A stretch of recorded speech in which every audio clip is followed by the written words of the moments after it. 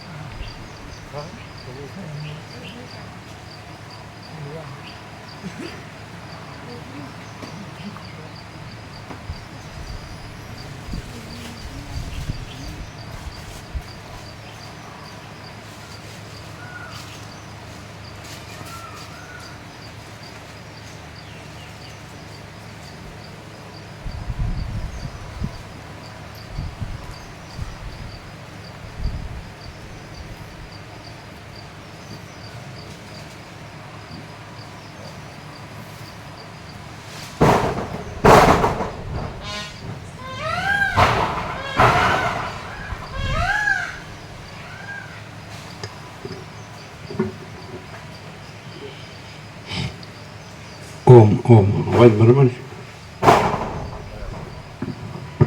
ઓમ ઓમ બધા ફિટ કરે બધું આને લૂછો તો ઓમ ઓમ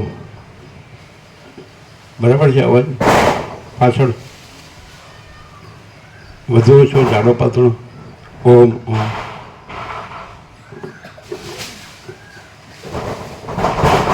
ઓમ ઓમ ઓમ ઓમ બરાબર બરાબર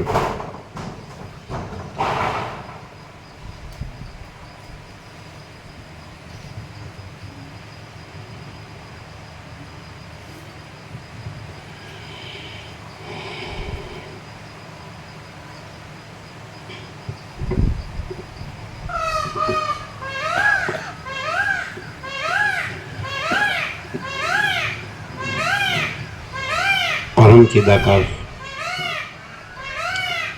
परम ज्योति अखंड ज्योति अनंत पूर्ण परम चिदाकाश परम शांति स्वयं सिद्ध स्वयं प्रकाश स्वयं पूर्ण स्वस्वरूप यही सब कुछ है, इसके सिवा कुछ नहीं है। शून्यभास अनंत कोटि महाकल्पो है ही नहीं। वशिष्ठ राम निर्वाण उत्तरार्ध।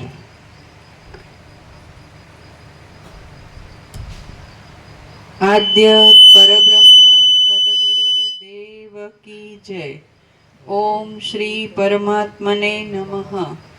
श्री योग वासिष्ठ महारामायण निर्वाण प्रकरण उत्तरार्ध, पेज नंबर 1705 1705। सर्ग 195 जीवन मुक्त दशा में स्थिर थवा विषे। आ 195 सर्ग में श्री रामचंद्रजी के जे पोते प्रबोध ने प्राप्त थई गयेला छे तेमना उत्तम वचनों सांभળી तेमनी प्रशंसा करी पाછી परीक्षा करवा माटे गुरु वशिष्ठजी કેટલાક પ્રશ્નો પૂછશે અને શ્રી રામચંદ્રજી તેનું સમાધાન કરશે।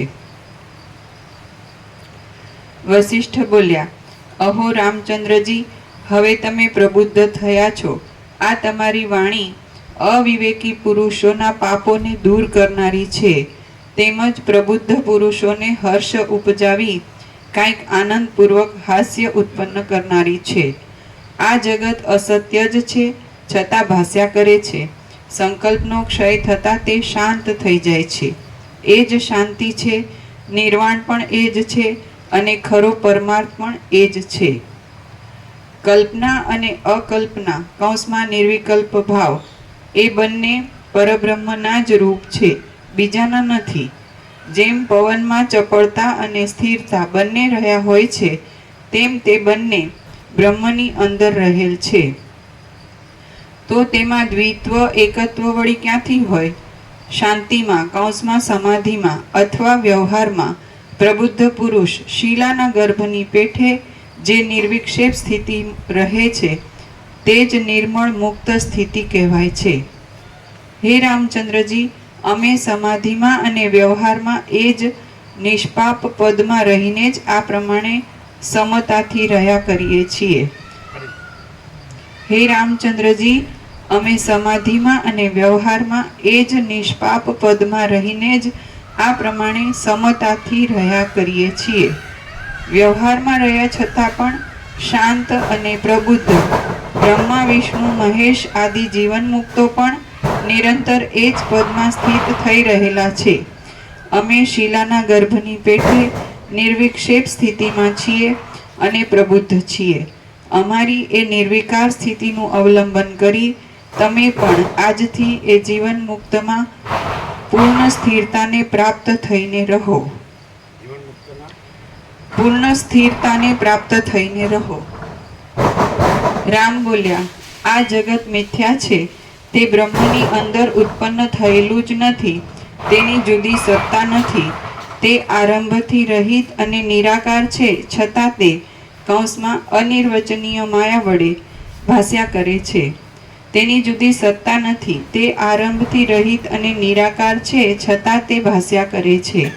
તે ઝાંઝવાના જળની પેઠે કેવળ મિથ્યા ભ્રમરૂપ છે. તરંગ અને ચક્રીઓના પાણીમાં થનાર કંપની પેઠે તે કંપ્યા કરે છે. સુવર્ણમાં ભિન્ન રૂપે ભાસતા કંકણ આદિ આભૂષણોની પેઠે તે બ્રહ્મમાં અજ્ઞાનથી જ ભિન્ન રૂપે ભાસે છે. સ્વપ્નમાં તથા સંકલ્પ સૃષ્ટિમાં ખડા થઈ ગયેલા પર્વતની પેઠે તે મનોમય તથા આભાસરૂપ છે. વસિષ્ઠ બોલ્યા, જો તમે બરાબર પ્રબોધને પ્રાપ્ત થઈ ગયા હો તો હું તમને આ પૂછું છું, તમે તમારા પોતાના બોધની વૃદ્ધિ માટે મારા સંશયને દૂર કરો. આમ આ જગતરૂપી આભાસ નિત્ય અનુભવમાં આવતા છતાં, અતિ સ્પષ્ટપણે દેખાતા છતાં અને પ્રત્યક્ષ હોવાથી માથે ચડાવી લેવો પડે એવો હોવા છતાં કેમ નથી? કૌંસમાં કેમ મિથ્યા છે? આમ આ જગતરૂપી આભાસ નિત્ય અનુભવમાં આવતા છતાં, અતિ સ્પષ્ટપણે દેખાતા છતાં અને પ્રત્યક્ષ હોવાથી માથે ચડાવી લેવો પડે એવો હોવા છતાં કેમ નથી? કૌંસમાં કેમ મિથ્યા છે? રામ બોલ્યા, આ પ્રપંચ કોઈ પણ દેશકાળમાં થયેલો જ નથી અને તેને લીધે વંધ્યાના પુત્ર જેવા આ મિથ્યા પ્રપંચની સત્તા ભ્રમરૂપ જ છે. આ જગતરૂપી ભ્રાંતિનું કયું કારણ છે કે તેથી તે ઉત્પન્ન થાય? ક્યાંય પણ કારણ વિના કાર્ય સંભવતું નથી. નિર્વિકાર, અજર અને અમર તત્વ ક્યાંય પણ કોઈ પ્રકારે કશાનું કારણ સંભવતું નથી. વળી પૂર્વાવસ્થાનો ક્ષય થયા સિવાય બીજું કાંઈ વિકારવાળું અહીં પ્રસિદ્ધ રૂપે જણાતું નથી. નામ રૂપથી રહિત બ્રહ્મ જ માયાના યોગથી વિવર્ત રૂપે જગતના કારણરૂપ છે એમ માનવામાં આવે તો પછી જગતના નામ રૂપોની પ્રતીતિ ક્યાં યથાર્થ રૂપે રહી અને શી રીતે અને કોને તે સત્યરૂપ ભાસે? તેથી અવર્ણ્ય એવા શાંત પરમપદની અંદર હિરણ્યગર્ભ એવા નામનું પ્રથમ ચૈતન્ય કેટલાક ઘણા લાંબા કૌંસમાં 2 પરાર્ધ કાળ સુધી વિવર્ત રૂપે આતિવાહિક દેહને ધારણ કરે છે અને તે જ જગતની ભ્રાંતિનો છેવટનો વિષય હોય એમ લાગે છે. જેમ આપ સ્વપ્નની અંદર એક ક્ષણને સંવત્સર રૂપ અનુભવો છો, તેમ પ્રથમ ચૈતન્ય કૌંસમાં હિરણ્યગર્ભનો એક ક્ષણની અંદર સંવત્સર આદિ કાળના ભ્રમને અનુભવે છે. તેમજ તેની અંદર પછી કાકતાલીયની પેઠે ચંદ્ર, સૂર્ય આદિને પણ દેખે છે.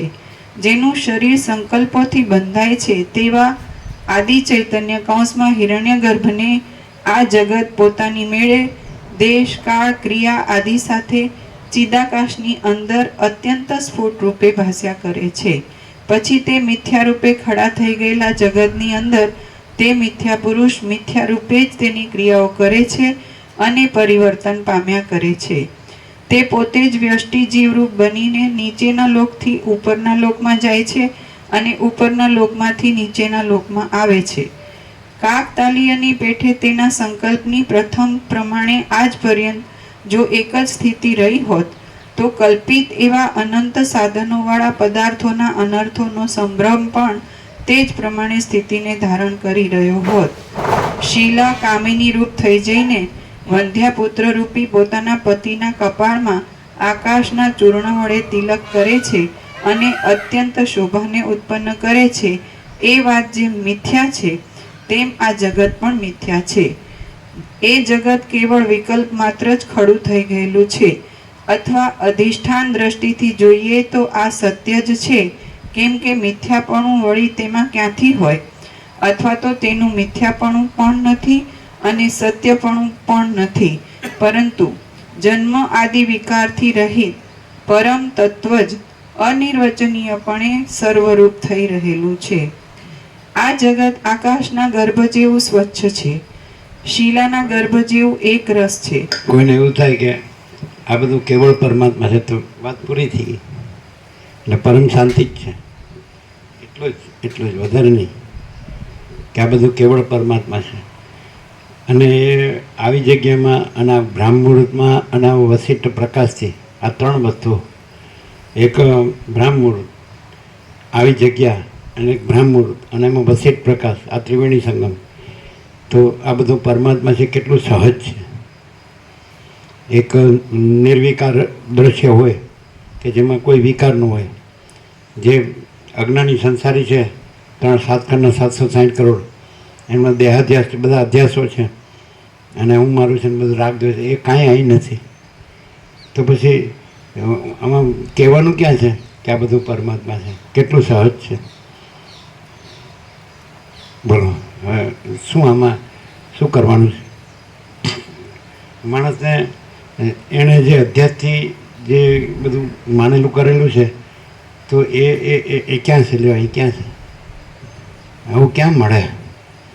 આપણને એક ભ્રમ થયો કે હું જન્મ્યો છું તો સીધું આપણને વસિષ્ઠ મળે. વસિષ્ઠથી પ્રકાશને આ જે આદિથી રહિત અંતથી રહિત અકૃત્રિમ ચૈતન્ય પ્રકાશ જ સચ્ચા દેવ છે અને અખંડિત બોધ ચૈતન્ય દેવનું પૂજન છે. તો એ અહીંયા છે.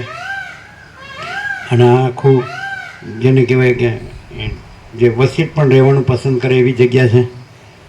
આ જગ્યા એવી છે, કુંવરકા કુદરત એટલે ભગવાનનું ઘર. તો અને અખંડિત બોધ છે અને બ્રાહ્મુહૂર્ત છે અને આ સરળ શ્રવણ છે. તો બધું પરમાત્મા છે એમ કહેવાનું ક્યાં છે? હા, એ જે તર્ક થાય છે એ તો એના અધ્યાસની ભ્રાંતિ છે. બાકી પરમાત્મામાં ક્યાં તર્ક છે કે ક્યાં અધ્યાસ છે અને ક્યાં ભ્રાંતિ છે? હવે પોતે જે તર્ક અને અધ્યાસની ભ્રાંતિ છોડી દે એટલે પરમાત્મા તો છે જ. ન છોડે તો એ ભ્રાંતિ કાંઈ નથી અને પરમાત્મા છે જ. પરમાત્મા છે જ. અને કોઈ જે દેખાય છે કે આ એક આભાસ માત્ર કે ભ્રાંતિ માત્ર દેખાય છે કે આ બધું છે, પંચભૂત છે કે દ્રષ્ટા દ્રશ્ય છે કે જીવ જગત છે ને જન્મ મૃત્યુ છે કે હર્ષ છે કે સુખ દુઃખ છે, ઈષ્ટ અનિષ્ટ સંયોગ, આ બધું આવું જે ભ્રાંતિ છે એ ભ્રાંતિ છે એ જ અધ્યાસ છે. અધ્યાસ છે એ ભ્રાંતિ જ છે. તો એ છોડી દે. અને આવી જગ્યામાં તો પકડવા છોડવાનું નથી કે અધ્યાસ પકડવાનો અધ્યાસ છોડવાનો એવું પણ નથી, છે જ નહીં.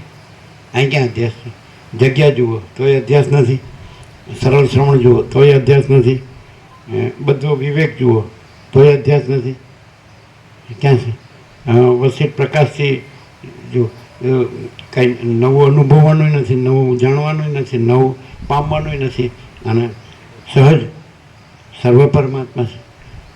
જે બે શ્રુતિ પર યોગ વાસિષ્ઠ રચાયેલું છે, બે શ્રુતિ પર કે એકમેવાદ્વિતીયમ બ્રહ્મ નેહ નાનાસ્તિ કિંચન અને સર્વમ ખલ્વિદમ બ્રહ્મ તજ્જલાન, આ બે શ્રુતિ પર આખું યોગ વાસિષ્ઠ છે. એમ અંદર વસિષ્ઠ કહે છે. અને સઘળી શ્રુતિઓ અદ્વિતીય બ્રહ્મનું જ પ્રતિપાદન કરે છે. તો એક જ અદ્વિતીય બ્રહ્મ છે. આ બ્રહ્મમાં એકમેવા દ્વિતીય બ્રહ્મ, એક જ અદ્વિતીય બ્રહ્મ છે. અને ન ઇહ નાના અસ્તિ કિંચન, ઇહ એટલે આ બ્રહ્મમાં અનેક કાંઈ નથી. બરાબર છે? એક જ અદ્વિતીય બ્રહ્મ છે.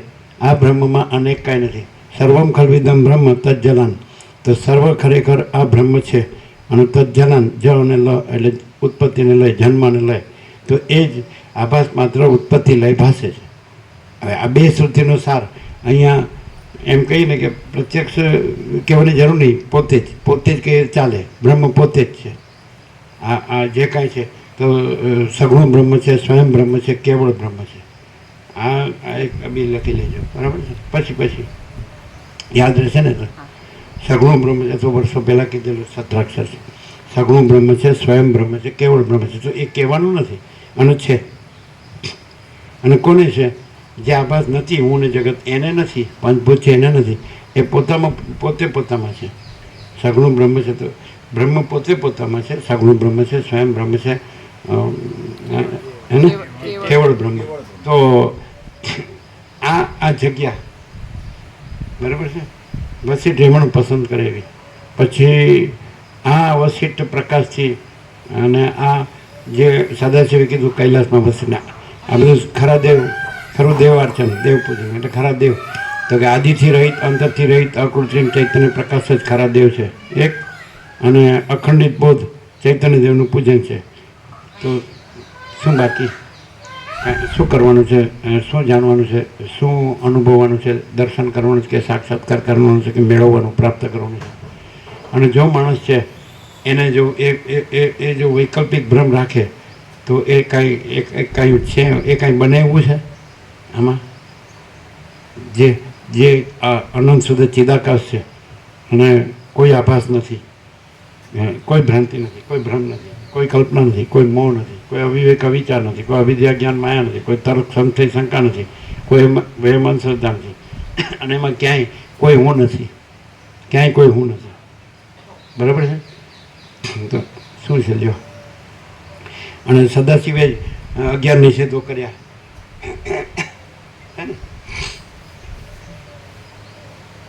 આદિથી રહિત, અંતથી રહિત, એક તત્વમાં, આદિથી રહિત, અંતથી રહિત, એક શુદ્ધ તત્વમાં દ્રષ્ટા દર્શન દ્રશ્ય નથી, કર્તા કર્મ કરણ નથી, પ્રમાતા પ્રમાણ પ્રમેય નથી, બોધક બોધવ્ય નથી, આપણું જ્ઞાનનું દેહપણું નથી, હું તું તે પણ નથી, દ્વૈત અદ્વૈત નથી, નામરૂપ નથી, કર્તવ્ય અકર્તવ્ય નથી, વસ્તુ અવસ્તુ નથી, શૂન્ય અશૂન્ય નથી. પછી શૂન્ય અશૂન્ય નથીથી છેલ્લે એનું 0 કર્યું કે કેમ શૂન્ય નથી? તો કે પરમાકાશ મહાપૂર્ણ. અને કેમ અશૂન્ય નથી? એટલે શૂન્ય પણ છે. તો માયા મહાશૂન્ય. હવે આ સહજ છે. તો માને કે ભ્રમ થયો કે હું જન્મ્યો છું ને આ સહજ આ સર્વ પરમાત્મા છે એવું મળ્યું, સંપૂર્ણ વાતાવરણ, ત્રિવેણી સંગમ છે. જગ્યા કયો? પછી અખંડિત બોધ ચૈતન્ય દેવનું પૂજન કયો? એટલે વસિષ્ઠથી પ્રકાશ, શબ્દ બુદ્ધિ નહીં, પ્રકાશ. એમાં હું કાંઈ નથી, જગતે કાંઈ નથી. સમજાય? અને કાંઈ થયું જ નથી, કાંઈ થયું નથી, છે નહીં, થશે નહીં, થતું નથી. તો એવો જે પ્રકાશ, એટલે આ આખો આપણને અનુભવે જ ને, કે એ અનુભવ એ પોતે જ છે, આપણે નથી. એમ આપણે નહોતા તો એ છે, અને આપણે નથી અત્યારે અને એ છે, અને આપણે નહીં હોઈએ એને છે. હા. તો પછી અનંત પ્રકાશ, અનંત આનંદ, અનંત પ્રકાશ, અનંત આનંદ, અનંત શાંતિ સહજ છે. હવે એનો અર્થ એમ કે આપણે બીજો ભ્રમ રાખીએ તો એનો અર્થ એમ કે આપણે કાંઈ નથી જોતું, અને તોય બધું છે તો બધું છે જ, એ તો પોતે પોતામાં છે.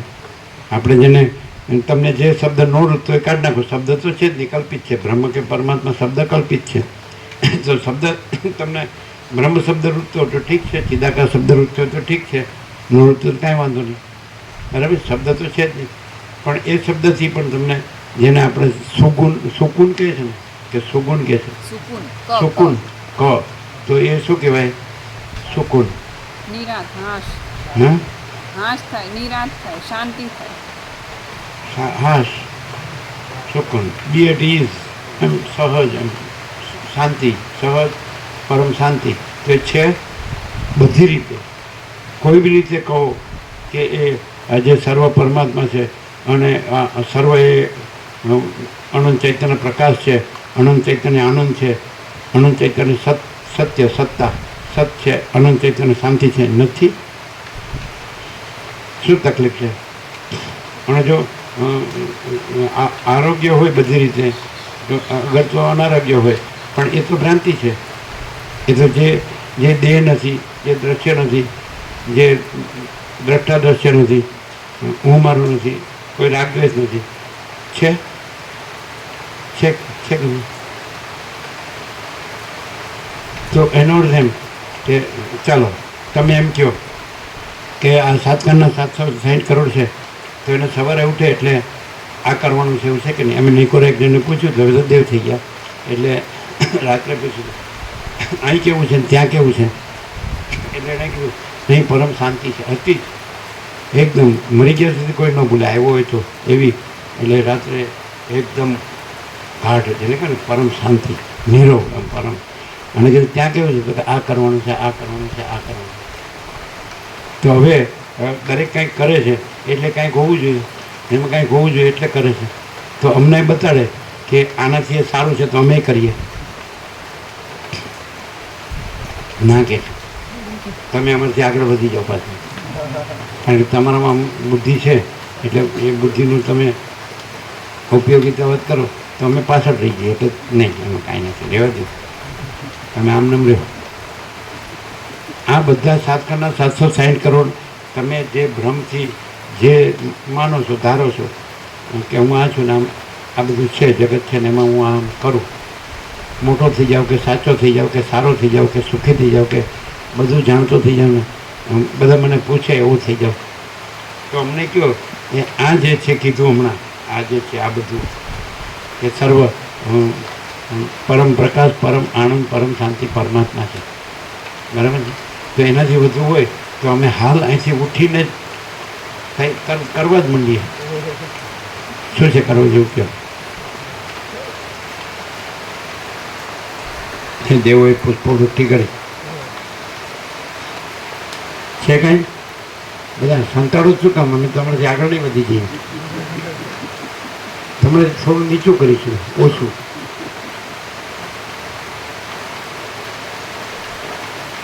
તો કે તમને નહીં આવડે ને, નહીં આવડે ને. જો આનાથી સાચું હોય, સારું હોય, ઊંચું હોય, શ્રેષ્ઠ હોય તો અમે શું કામ છોડીએ? અમે કરશું, બતાવો. બધી રીતે એક રજ બી કોઈ ન્યૂનતા નહીં, કમી નહીં, બધી રીતે પૂર્ણ.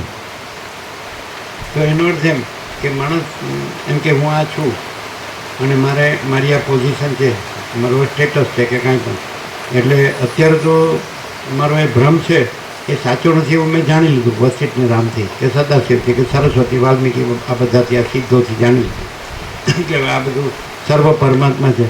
તો પછી સર્વ પરમાત્મા હોય તો હું જ્યાં રહું તો ત્યાં પરમાત્મા જ છે. હું જે કરું તો એ બધાનો પરમાત્મા જ છે, કારણ કે પરમાત્મા વિના તો કાંઈ છે જ નહીં. તો કેવી રીતે પરમાત્મા છે? સર્વ પરમાત્મા તો જાણ્યું, તો કેવી રીતે સર્વ પરમાત્મા છે? કે સર્વ પરમાત્મા જ સર્વ પરમાત્મા છે કે એમાં બીજું કાંઈ છે અને એ સર્વ પરમાત્મા છે? એ કેવળ છે કે એમાં બીજું કાંઈ છે ને? આ હું છું ને, આ જગત છે ને, હું છું ને, મારું છે ને, એ બધા આ સ્ત્રી પુરુષ છીએ ને, અને આ ઘર છે ને, આ ધન છે ને, આ અમારો ધર્મ કર્મ છે ને, આ અમારો વિવેક છે, વ્યવહાર છે, સંસાર વ્યવહાર છે, લેણ દેણ છે, અને અમારું બધું. તો આ સર્વ પરમાત્મા છે. આ સર્વ કેવળ જે પરમાત્મા કીધા કે વસિષ્ઠનું વાક્ય છે કે કેવળ અનંત ચૈતન્ય પ્રકાશ પરમાત્મા છે, સત્વસ્ત. એટલે બધું જે આખું અનંત છે, આખું અનંત એ પરમાત્મા છે. હવે આપણને પરમાત્મા શબ્દથી ખાલી શબ્દ જ રહેતો હોય ઉપર થલો તો એ પરમાત્મા નથી, શબ્દ પરમાત્મા નથી. સમજે? અને બંધ કરી દો.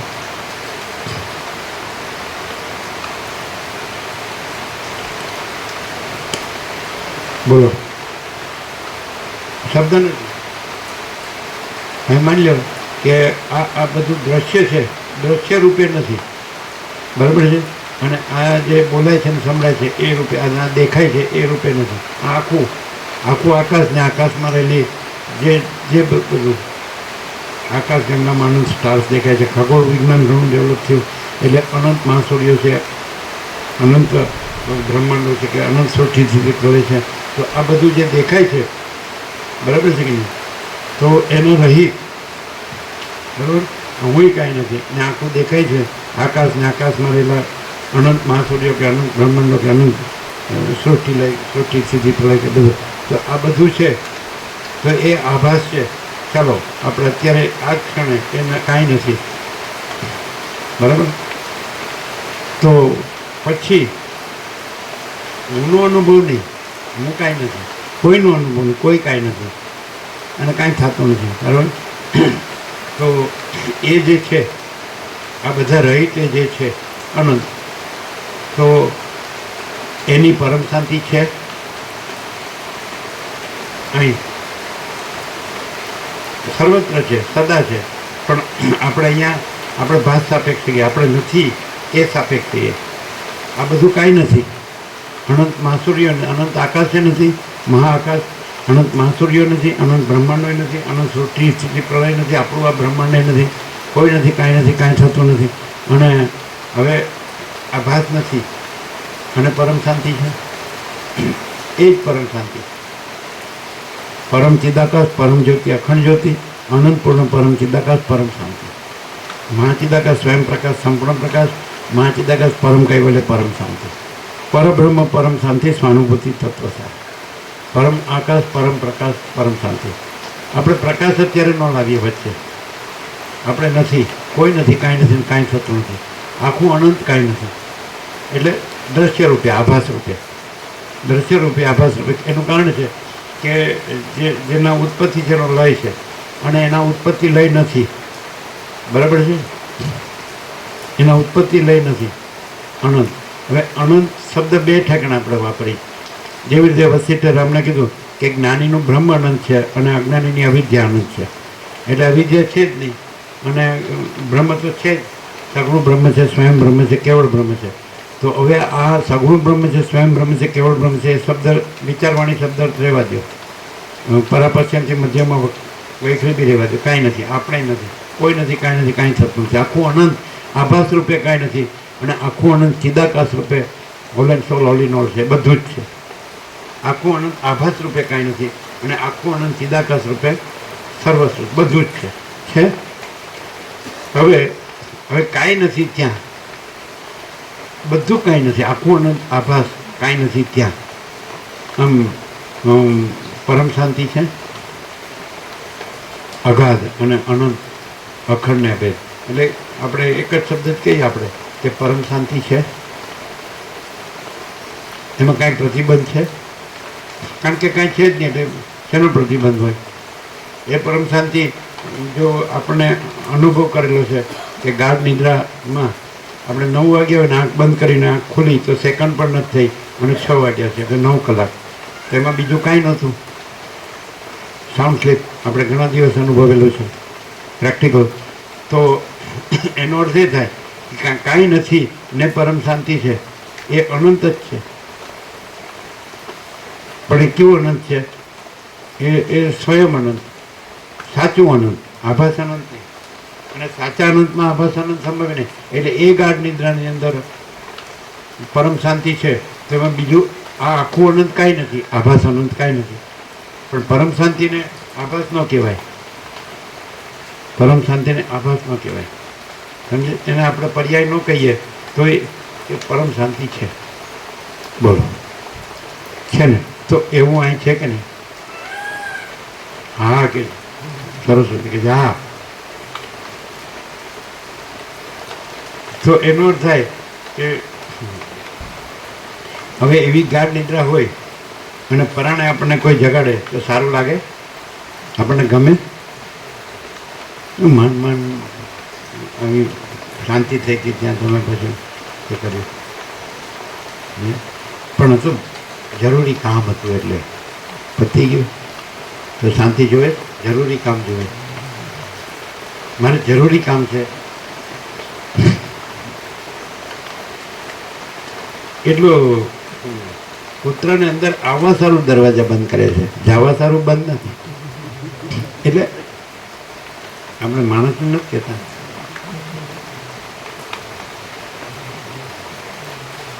હરે રામ. અમે બધાની માફી માગીએ છીએ કે અમે બધાને આવો નેકેડ ટ્રુથ ઓપન સિક્રેટ કહીએ છીએ. નહીં, માફી માગવા જેવું નથી.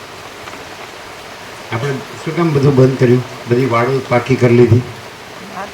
બહારથી કૂતરા પ્રભુ આવે એટલે કૂતરા અંદર ન આવે એટલે. અને એને જવા માટે તો આપણે ખુલ્લા જ. જો બધા દેવો પ્રસન્ન થઈ ગયા કે માફી માગવાની જરૂર નથી. એમને આપણે નર્મદાની ફોર્મ્યુલા આવી હતી, કોઈને આવો કંઈક કહો નહીં, કોઈને રો કહો નહીં, કોઈને જાવ કહો નહીં. અને એની ફોર્મ્યુલા કેવી છે?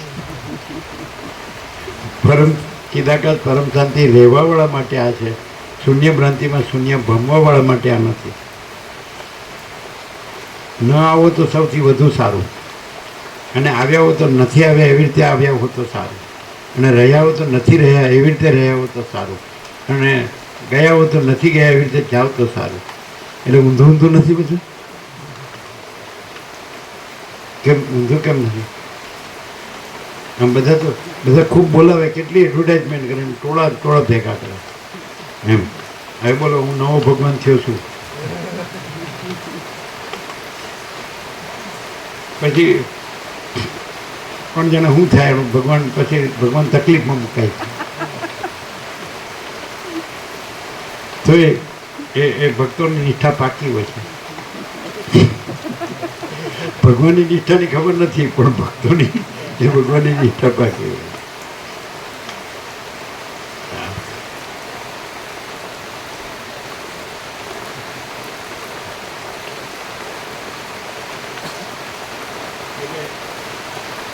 એટલે ગુરુતા ગ્રંથિ ભ્રાંતિ કે લઘુતા ગ્રંથિ ભ્રાંતિ કોઈ વસ્તુ છે?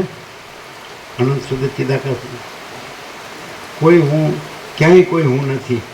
તો આ બધું ઊનું જ પેલું છે ને, બખેડા કહેવાય, માયકા બખેડા, એ કંઈ છે. અને પરમ શાંતિ સહજ છે, બધે જ છે. આકાશ બધે છે, ધરતી બધે છે, સૂર્ય બધે છે. તો અહીંયા એ જ છે. આનાથી જગ્યાની દ્રષ્ટિએ કયો દ્રશ્ય દ્રષ્ટિએ તો આનાથી સુંદર જગ્યાઓ હોય, બરાબર. પણ ડિફરન્સ ક્યાં છે કે બીજે બધે હુંના ડખા હોય અને અહીં ક્યાંય કોઈ હું નથી, બરાબર છે. અને પરમ શાંતિ છે, એવું નથી. એટલે હવે માણસને એને પોતાને ખબર હોય છે કે મારે શું જોઈએ. અમને પહેલેથી ખબર હતી, એ બધાને ખબર ઘણી વાર કીધું કે મહાત્માને કીધું એ એમાં જ રહેતા હતા. આત્મા की सच्ची शांति के लिए क्या करना चाहिए? અમે એવું નહોતું કીધું કે આત્મ સાક્ષાત્કાર માટે શું કરવું, ભગવાન લાભ માટે શું કરવું, એવું નહોતું કીધું. એણે એવું ન કીધું કે ये करना चाहिए ये नहीं करना चाहिए. એણે એમ કીધું બુદ્ધ ભગવાનને ક્યાં કિયા. તો આપણે તો એને જે બુદ્ધે જેટલી તકલીફ વેઠી એવું આપણે કાંઈ વેઠ્યું જ નથી. સહજ. કારણ કે જે વસ્તુ ઇન્નેટ હોય એને મેળવવાનું ન હોય, અને જે વસ્તુ કાંઈ ન હોય તો એનું કંઈ નિર્વણય કરવાનું ન હોય. પરમ કૈવલ્ય એને કંઈ પ્રાપ્ત કરવાનું ન હોય, કારણ કે પોતે જ છે. અને પરમ નિર્વણને કંઈ કરવાનું ન હોય, કારણ કે એ પોતે જ નથી. પરમ નિર્વણ પોતે જ નથી, અને પરમ કૈવલ્ય પોતે જ છે.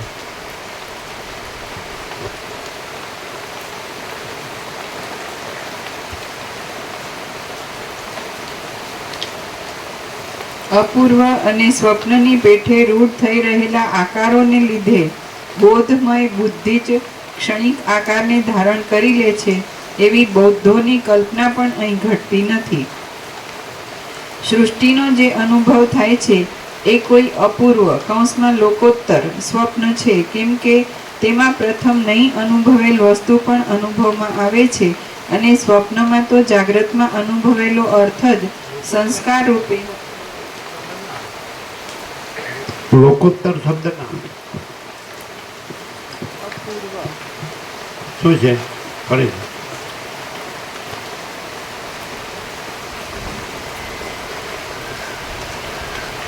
અપૂર્વ અને સ્વપ્નની પેઠે રૂઢ થઈ રહેલા આકારોને લીધે બોધમય બુદ્ધિ જ ક્ષણિક આકારને ધારણ કરી લે છે, એવી બૌદ્ધોની કલ્પના પણ અહીં ઘટતી નથી.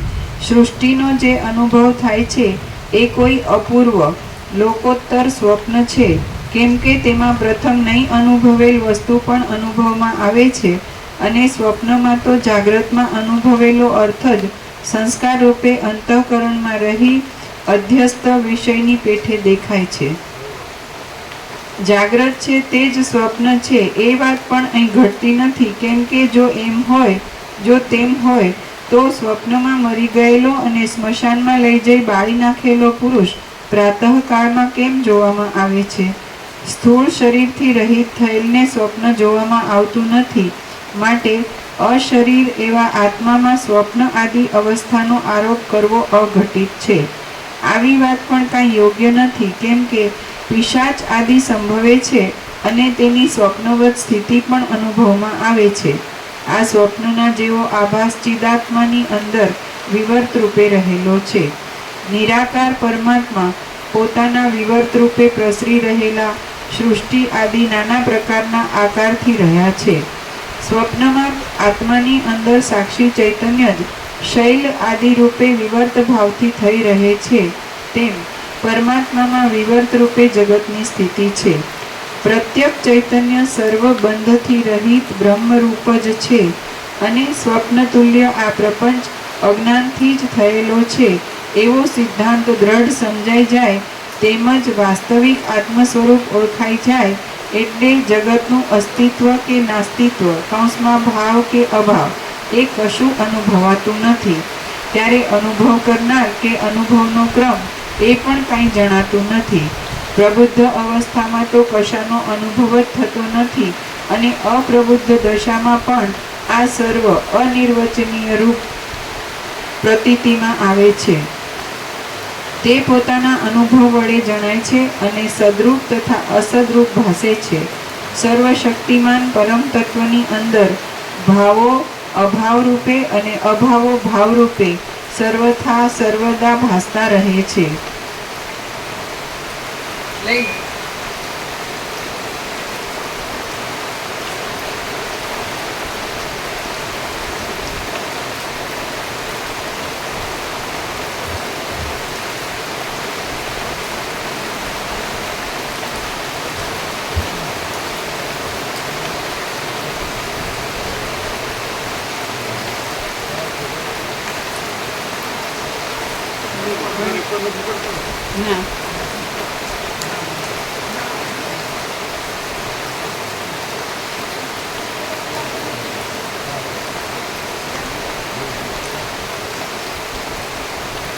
પ્રત્યક્ષ ચૈતન્ય સર્વબંધથી રહિત બ્રહ્મરૂપ જ છે, અને સ્વપ્ન તુલ્ય આ પ્રપંચ અજ્ઞાનથી જ થયેલો છે એવો સિદ્ધાંત દ્રઢ સમજાઈ જાય, તેમજ વાસ્તવિક આત્મ સ્વરૂપ ઓળખાઈ જાય, એટલે જગતનું અસ્તિત્વ કે નાસ્તિત્વ, ભાવ કે અભાવ એ કશું અનુભવાતું નથી.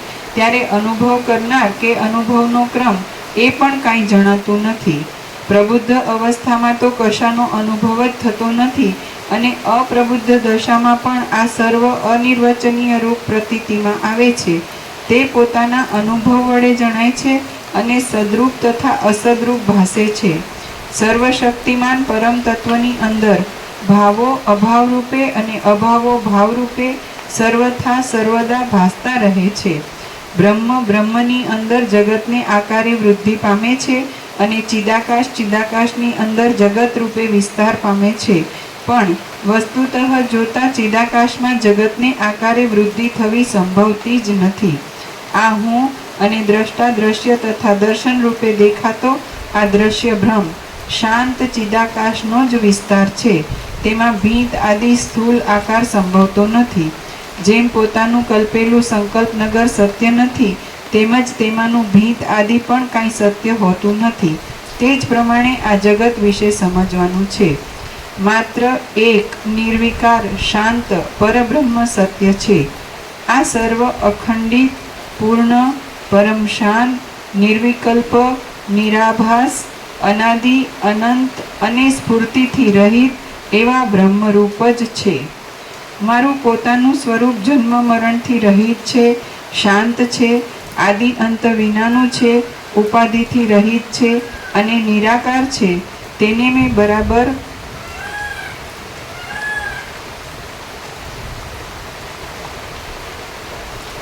ઓળખી લીધું છે.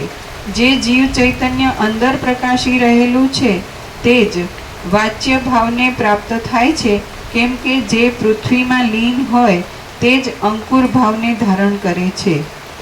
હું શુદ્ધ જ્ઞાનમય એક આત્મારૂપ છું અને દ્વિત્વ એકત્વ આદિથી રહિત છું. તે હું દ્વિત્વ એકત્વ આદિની કાંઈ પણ કલ્પનાને બિલકુલ સમજતો જ નથી. આ સર્વ પુરુષો જીવતા છતાં મારી દ્રષ્ટિમાં બ્રહ્મ માત્ર હોવાથી નિત્ય મુક્ત છે, મૌનવાળા છે, સર્વ આરંભથી રહિત છે અને આકાશમાં રહેલા શૂન્ય ભાવની પેઠે તે બ્રહ્મમાં અભિન્ન રૂપે રહ્યા છે. જગત ત્વચા આદિ ઇન્દ્રિયો વડે અનુભવમાં આવે છે, તેથી મોટા આરંભવાળું જણાય છે અને વિલક્ષણ છે. આમ છતાં પણ ભીતમાં આલેખેલા ચિત્રની પેઠે તે આભાસ માત્ર છે, મનોરાજ્યની પેઠે ખડું થઈ ગયેલ છે અને અનિર્વચનીય છે. તે પર્વતમાંથી ઉતારેલી પ્રતિમાના જેવું છે. જાણે કોઈ કથામાં વર્ણન કરાતું હોય, જાણે આકાશની અંદર શંબરાસુરે રચેલી માયા હોય અને જાણે કોઈ સ્વપ્ન જ ખડું થઈ ગયું હોય તેવું આ જગત છે. સૃષ્ટિના આદિકાળમાં આ જગત સ્વપ્નની પેઠે જ અવલંબન વિના નિરવયવ રૂપે ભાસે છે, તો પછી તેની સત્યતા કેવી હોય? આ જગત અવિવેકીઓની દ્રષ્ટિમાં સત્ય છે, વિવેકીની દ્રષ્ટિમાં તે મિથ્યા છે. બ્રહ્મવેતાની દ્રષ્ટિમાં તે બ્રહ્મરૂપ છે અને શાંત પુરુષની અંદર ક્રમે કરી તે શાંત થઈ જઈ શૂન્ય રૂપ જ પ્રતીતિમાં આવે છે. આ જગત અવિવેકીઓની દ્રષ્ટિમાં સત્ય છે, વિવેકીની દ્રષ્ટિમાં તે મિથ્યા છે, બ્રહ્મવેતાની દ્રષ્ટિમાં તે બ્રહ્મરૂપ છે અને શાંત પુરુષની અંદર ક્રમે કરી તે શાંત થઈ જઈ શૂન્ય રૂપ જ પ્રતીતિમાં આવે છે. તત્વજ્ઞ પુરુષની દ્રષ્ટિમાં સ્થાવર જંગમ સહિત આ સર્વ ભાવો અને હું, તમે વગેરે સર્વ જગત ચિદાકાશ રૂપ જ છે. હું ચિદાકાશ રૂપ છું, તમે ચિદાકાશ રૂપ છો, જગત ચિદાકાશ રૂપ છે અને આકાશ પણ ચિદાકાશ રૂપ છે. માટે તમે ચિદાકાશની સાથે એકતાને પ્રાપ્ત થઈ ચિદાકાશ રૂપ બની જાઓ. તમે ચિદાકાશ રૂપ થઈ ગયા છો, તેથી પુરુષોમાં શ્રેષ્ઠ છો. તમે સ્વરૂપ જ્ઞાન વડે આકાશના જેવા સર્વના આત્મારૂપ છો. તમે આકાશ જેવા નિર્વિકાર છો અને પૂર્ણ આનંદરૂપ એવા બ્રહ્મથી અભિન્ન છો. આમ સમજી હું તમને વંદન કરું છું. આ જગત ચિદ્રૂપ હોવાથી ચિદાકાશમાંથી ઉત્પન્ન થાય છે તથા પાછું તેમાં જ તે લય પામી જાય છે. વળી તે કારણ વિના જ ખડું થઈ ગયેલું હોવાથી નિર્મળ ચિદાકાશ રૂપ જ છે. સર્વ પદથી અતીત અને સર્વશાસ્ત્રની યુક્તિઓનું પણ ઉલ્લંઘન કરી રહેલા તે નિર્દ્વંદ્વ પદનો આશ્રય કરી તમે પણ ચિદાકાશ રૂપ જ થઈ રહ્યા છો. હું પણ નથી, જગત પણ નથી, હાથ પગ આદિ અવયવો પણ નથી અને ઘટપટ આદિ પદાર્થો પણ નથી, પરંતુ સર્વ આકાશ જેવા સ્વચ્છ સૂક્ષ્મ ચિદાકાશ રૂપ છે. આ જે મેં તમને સર્વ વસ્તુઓનો નિષેધ બતાવ્યો છે તે તાર્કિક આદિવાદીઓને નિંદા કરવા યોગ્ય જણાઈ રુચિ થશે નહીં, તો પણ આત્મજ્ઞાનને ઈચ્છનાર વિવેકી પરીક્ષકોની સભામાં આ વિચાર ઝળકી ઉઠે એવો છે. આજે મેં તમને સર્વ વસ્તુઓનો નિષેધ બતાવ્યો છે તે તાર્કિક આદિવાદીઓને નિંદા કરવા યોગ્ય જણાઈ રુચિ થશે નહીં, તો પણ આત્મજ્ઞાનને ઈચ્છનાર વિવેકી પરીક્ષકોની સભામાં આ વિચાર ઝળકી ઉઠે તેવો છે. આજે મેં તમને સર્વ વસ્તુઓનો નિષેધ બતાવ્યો છે તે તાર્કિક આદિવાદીઓની નિંદા કરવા યોગ્ય જણાય રુચિ થશે નહીં, તો પણ આત્મજ્ઞાનને ઈચ્છનાર વિવેકી પરીક્ષકોની સભામાં આ વિચાર ઝળકી ઉઠે તેવો છે.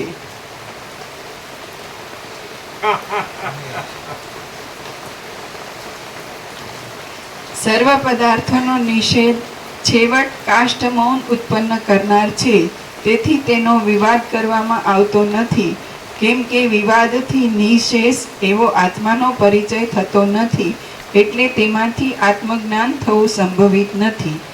જે પ્રત્યક્ષ આદિ પ્રમાણો વડે અગમ્ય છે, ચિહ્નથી રહિત છે અને પોતાના અનુભવ વડે જ જણાય તેવું છે, તે બ્રહ્મ વિવાદો વડે શી રીતે મળે?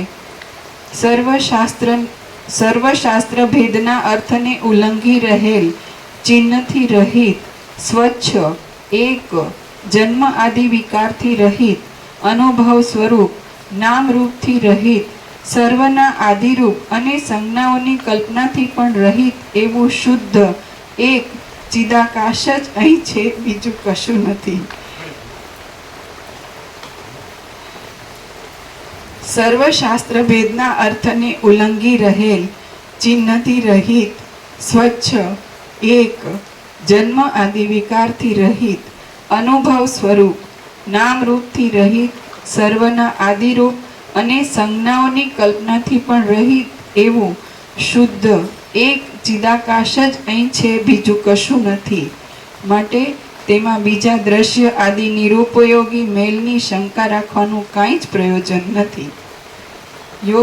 શ્રી યોગ વાસિષ્ઠ મહારામાયણમાં નિર્વાણ પ્રકરણના ઉત્તરાર્ધનો બોધ પ્રકાશીકરણ નામનો સર્ગ 195મો સમાપ્ત.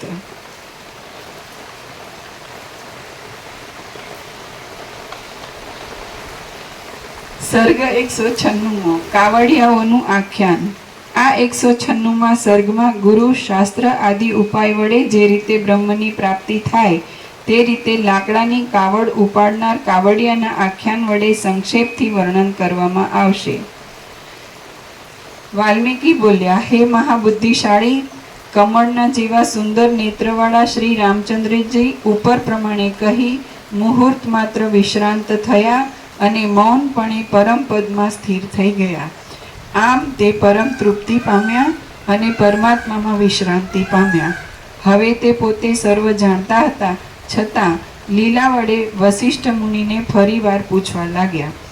રામ બોલ્યા, સંશયરૂપી વાદળોને વિખેરી નાખવામાં શરદ ઋતુના જેવા હે મહાસમર્થ ભગવાન મુનીશ્વર, હમણાં મારા ચિત્તમાં આ એક કોમળ સંશય ઉત્પન્ન થયો છે કે સંસારરૂપી મહાસાગરમાંથી તારનારું આ મહાજ્ઞાન સમસ્ત વાગજાળનું ઉલ્લંઘન કરીને કૌંસમાં વાણીથી બહાર રહેલું છે.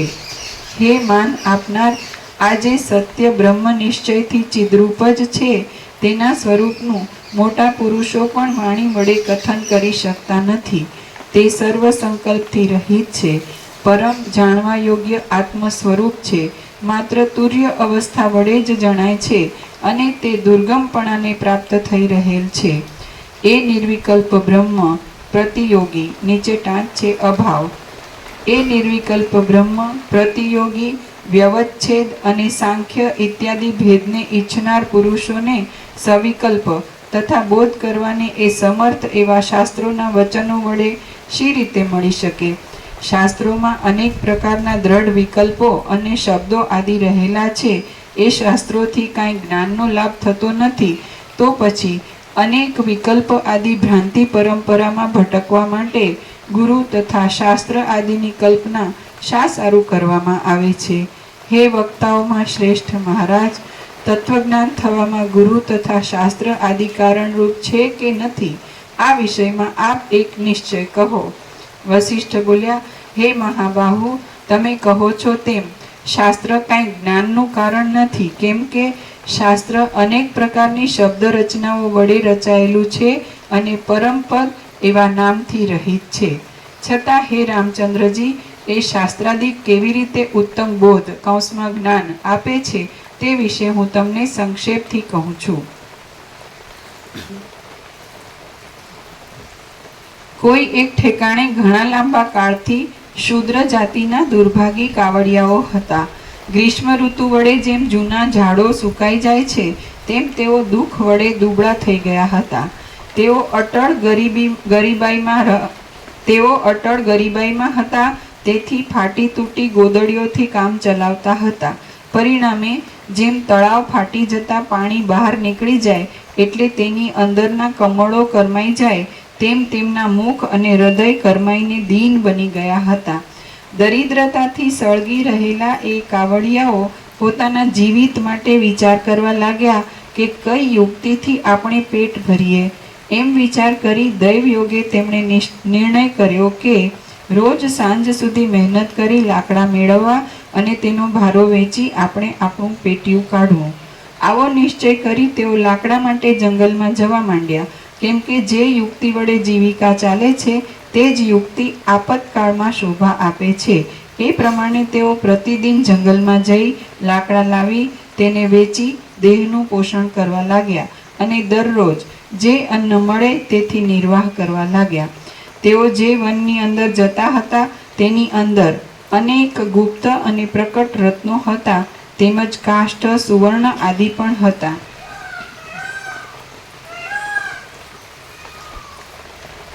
એ ભાર ઉપાડનારા કાવડિયાઓમાંથી કેટલાકને કેટલેક દિવસે તે વનમાંથી સુવર્ણોની અને રત્નોની પ્રાપ્તિ થઈ. હે માન આપનાર, ઘણા કાળથી શૂદ્ર તરીકે ઓળખાતા એ કાવડિયાઓમાંથી કેટલાક ચંદનના લાકડા વેચીને, કેટલાક પુષ્પો વેચીને અને કેટલાક તો ફળો વેચીને જીવવા લાગ્યા. કેટલાક ભાગ્યહીન મંદ બુદ્ધિવાળા કાવડિયાઓને કાંઈ પણ સારરૂપ મળતું નહોતું.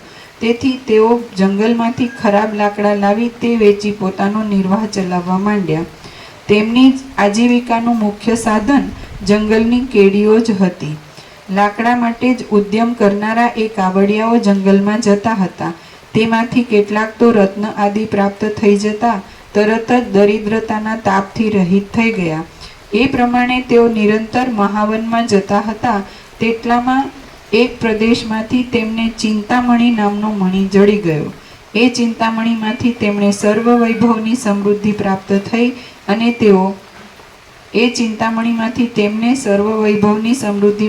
થઈ અને તેઓ પરમ સુખી થઈ સુખપૂર્વક ત્યાં રહેવા લાગ્યા. ઉત્તમ દેવતાઓ જેમ સ્વર્ગમાં સુખપૂર્વક રહે છે તેમ લાકડા માટે ઉદ્યમ પરાયણ થઈ રહેલા તે કાવડિયાઓ સર્વ અર્થ આપનારા તે ચિંતામણીને મેળવીને નિર્દ્વંદ્વ ટાઢ, તડકો, ક્ષુધા, તૃષા આદિ દુઃખથી રહિત સર્વ અર્થ આપનારા તે ચિંતામણીને મેળવીને નિર્દ્વંદ્વ થઈ સુખ ભોગવવા લાગ્યા. આમ એ કાવડિયાઓએ લાકડા લાવવાના ધંધામાંથી ચિંતામણી મેળવ્યો અને તેમને પરિપૂર્ણ રીતે ઉત્તમ ધન સાંપડ્યા. આથી તેઓ ભય, મોહ, ખેદ અને દુઃખ આદિથી મુક્ત થઈ ગયા અને તેઓ બુદ્ધિને આનંદમય બનાવીને તેમજ બીજી વસ્તુઓના લાભ અલાભમાં સમાન રહીને સુખેથી પોતાનો સમય ગાળવા લાગ્યા. સર્ગ 196મો સમાપ્ત. સર્ગ 197મો. આત્મજ્ઞાનમાં ગુરુ અને શાસ્ત્ર ઉપયોગી છે. આ 197માં સર્ગમાં કાવડિયાના આખ્યાનના તાત્પર્યનું વિવરણ કરવાના ક્રમથી આત્મજ્ઞાનમાં ગુરુશાસ્ત્ર આદિનું હેતુપણું વર્ણવાશે. રામ બોલ્યા, હે માનદાતા, હે મુનિઓમાં શ્રેષ્ઠ, એ કાવડિયાઓની વાર્તાથી સૂચવવાના ક્રમને હું નિસંદેહપણે જે પ્રમાણે જાણું તે પ્રમાણે આપ કરો. વશિષ્ઠ બોલ્યા, હે રામચંદ્રજી, ઉપરની કથામાં મેં કાવડિયાઓ કહ્યા તે આ પૃથ્વીની અંદરના મનુષ્યો સમજવા. મેં કાવડિયાઓનું જે દરિદ્રતા સંબંધી દુઃખ કહ્યું તે અજ્ઞાન અને તેથી થતા 3 પ્રકારના તાપો છે. જેમને મેં મોટું જંગલ કહ્યું તે ગુરુ અને શાસ્ત્ર ક્રમ આદિ સમજવું. તેઓ ઉદરભરણને અર્થે ઉદ્યમમાં પ્રવૃત્ત થયા એમ જે મેં કહ્યું તે ભોગની ઈચ્છા રાખનારા મનુષ્યો સમજવા. મને નિરંતર ભોગોના સમૂહો જ પ્રાપ્ત થાઓ એમ કૃપણ બની જઈ મનુષ્ય બીજા કાર્યોની અપેક્ષા રાખતા નથી અને શાસ્ત્ર આદિમાં પ્રવૃત્ત થાય છે. જો કે મનુષ્ય શાસ્ત્ર આદિમાં પણ ભોગ માટે પ્રવૃત્તિ કરે છે તો પણ છેવટ શાસ્ત્રના રહસ્યને સમજી લઈ તે પરવશ છતાં પણ મોક્ષરૂપી આદ્ય પદને પ્રાપ્ત થાય છે. જેમ કોઈ સાર અસાર શોધનાર વિવેકી કાવડિયાએ લાકડાને માટે ઉદ્યોગ કર્યો છતાં મણી મેળવ્યો, તેમ ભોગને અર્થે શાસ્ત્ર ગ્રહણ કરતા છતાં કોઈ વિવેકી પુરુષ પરમ પદને પામે છે. કોઈક તો શાસ્ત્ર અને વિચાર વડે શું થાય એવા સંદેહ ભર્યા કુતૂહલથી શાસ્ત્ર આદિમાં પ્રવૃત્ત થાય છે અને પછી ઉત્તમ પદને મેળવે છે. ઉત્તમ તત્વરૂપ અર્થ અનુભવમાં નહીં આવવાથી કેટલાક મનુષ્યો સંદેહને લીધે વિષય ભોગને માટે જ શાસ્ત્ર આદિમાં પ્રવૃત્ત થાય છે અને પછી છેવટે તે શુદ્ધ પદને પામે છે. કાવડિયાઓ જેમ લાકડા લેવા માટે જંગલમાં જતા હતા છતાં કોઈ જુદા જ ચિંતામણીનો તેમને અપૂર્વ લાભ મળ્યો, તેમ લોકો પોતાની વાસના અનુસાર શાસ્ત્ર દ્વારા અન્યથા કૌંસમાં જુદા જ ફળની આશાથી પ્રવૃત્તિ કરે છે અને તેમને તેમાંથી નિરતિશય મોક્ષ સુખરૂપ એવું કંઈક બીજું જ ફળ મળે છે. જે સ્વાભાવિક રીતે જ નિરંતર પરોપકારમાં પ્રવૃત્ત રહે છે તે સાધુ કૌંસમાં સત્પુરુષ કહેવાય છે. જે સ્વાભાવિક રીતે જ નિરંતર પરોપકારમાં જ પ્રવૃત્ત રહે છે તે સાધુ સત્પુરુષ કહેવાય છે. જે સ્વાભાવિક રીતે જ નિરંતર પરોપકારમાં જ પ્રવૃત્ત રહે છે તે સાધુ સત્પુરુષ કહેવાય છે અને સર્વ લોકોમાં તેની ચેષ્ટા જ પ્રમાણરૂપ બને છે. અને સર્વ લોકોમાં તેની ચેષ્ટા જ પ્રમાણરૂપ બને છે. અને સર્વ લોકોમાં તેની ચેષ્ટા જ પ્રમાણરૂપ બને છે. જે સ્વાભાવિક રીતે જ નિરંતર પરોપકારમાં પ્રવૃત્ત રહે છે તે સાધુ સત્પુરુષ કહેવાય છે અને સર્વ લોકોમાં તેની ચેષ્ટા જ પ્રમાણરૂપ બને છે.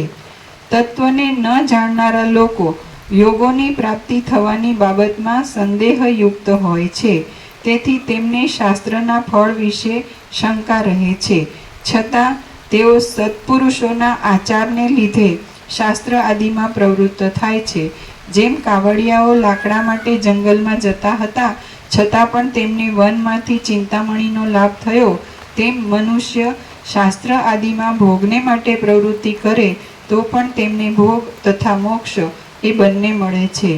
જેમ કેટલાય કાવડિયાઓને વનમાંથી ચંદનના લાકડાનો, કેટલાકને ચિંતામણી નામના મણીનો અને કેટલાકને સામાન્ય રત્નનો લાભ થયો, તેમ આ સંસારને વિશે પણ શાસ્ત્રમાંથી કેટલાક મનુષ્યને ભોગનો લાભ, કેટલાકને અર્થનો લાભ, કેટલાકને ધર્મનો લાભ, કેટલાકને ત્રિવર્ગનો કૌંસમાં ત્રણેયનો લાભ, કેટલાકને મોક્ષનો લાભ અને કેટલાકને એ સર્વનો ચારે પુરુષાર્થનો લાભ મળે છે. હે રામચંદ્રજી, ત્રિવર્ગનો કૌંસમાં ધર્મ, અર્થ અને કામનો ઉપદેશ તો શાસ્ત્ર આદિમાં છે, પરંતુ બ્રહ્મની પ્રાપ્તિ વાણીથી અગોચર છે, માટે તેનો ઉપદેશ બ્રહ્મનું પ્રતિપાદન કરનારા શાસ્ત્રોમાં પણ નથી. જેમ વસંત આદિ ઋતુની શોભા તે ઋતુમાં ઉત્પન્ન થનાર ફળ, પુષ્પો આદિ વડે સૂચિત થાય છે, તેમ સર્વ વાક્યાર્થો વડે માત્ર બ્રહ્મનો બોધ જ સૂચિત થાય છે, પરંતુ તેનું યથાર્થ જ્ઞાન તો પોતાના અનુભવ વડે જ પ્રાપ્ત થાય છે. જેમ વસંત આદિ ઋતુની શોભા તે ઋતુમાં ઉત્પન્ન થનાર ફળ, પુષ્પો આદિ વડે સૂચિત થાય છે, તેમ સર્વ વાક્યાર્થો વડે માત્ર બ્રહ્મનો બોધ જ સૂચિત થાય છે, પરંતુ તેનું યથાર્થ જ્ઞાન તો પોતાના અનુભવ વડે જ પ્રાપ્ત થાય છે.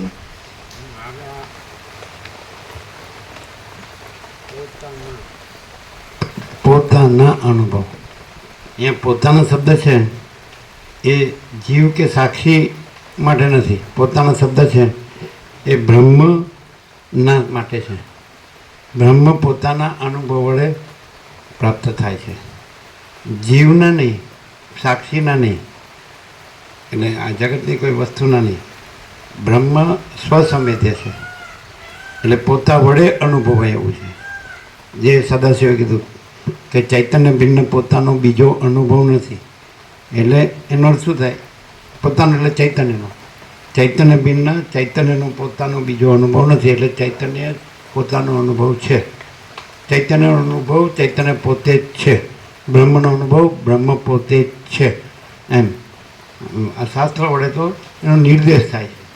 પણ હવે એમ કહીએ કે તો પછી શાસ્ત્ર વડે બોધ થયો, પણ આ અનુભવનું શું? તો હવે એ આપણે કાલે સાંજે પણ વાત કરી હતી કે જે હવે આખા દ્રશ્યને ભ્રાંતિ કીધી, અને ભ્રાંતિનો અનુભવ છે, ભ્રાંતિનો અનુભવ છે, આખી દ્રશ્ય ભ્રાંતિનો અનુભવ છે.